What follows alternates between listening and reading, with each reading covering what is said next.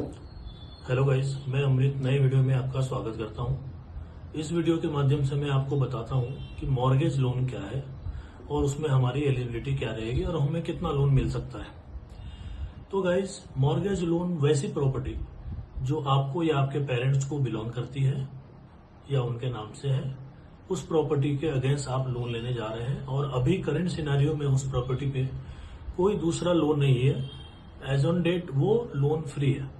ऐसे केस में उस प्रॉपर्टी का जो वैल्यूएशन है उसके अगेंस्ट 70% तक बैंक आपको लोन दे सकती है। अब इसके लिए हमें क्या डॉक्यूमेंट लगेगा?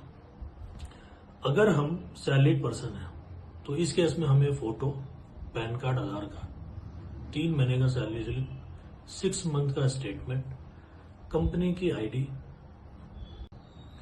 प्रॉपर्टी का टैक्स रिसिप्ट 5 इयर्स का और प्लान कॉपी जिसके अगेंस्ट आपने वो प्रॉपर्टी बनाई है, वो सारे डॉक्यूमेंट सबमिट करने पड़ेंगे। यहीं पर अगर आप बिजनेसमैन हैं, इस केस में आपको फोटो, पैन कार्ड, आधार कार्ड, 3 साल का आईटीआर, 1 ईयर का बैंक स्टेटमेंट, करेंट और सेविंग अकाउंट, कंपनी का शॉप एक्ट, उद्योग आधार, और अगर आपका जीएसटी एक्टिव है तो जीएसटी का डॉक्यूमेंट और 1 ईयर का जीएसटी रिसिप्ट, इंक्लूडिंग ये डॉक्यूमेंट्स आपको प्रॉपर्टी के सारे डॉक्यूमेंट्स भी सबमिट करने पड़ेंगे, सारे एग्रीमेंट्स, प्लान कॉपी और टैक्स रिसिप्ट। इसके अगेंस्ट बैंक आपको 70% तक लोन दे सकती है, जिसका टेनर 10 to 15 ईयर दोनों केस में सैलरीड और सेल्फ एम्प्लॉय में मैक्सिमम मिलता है।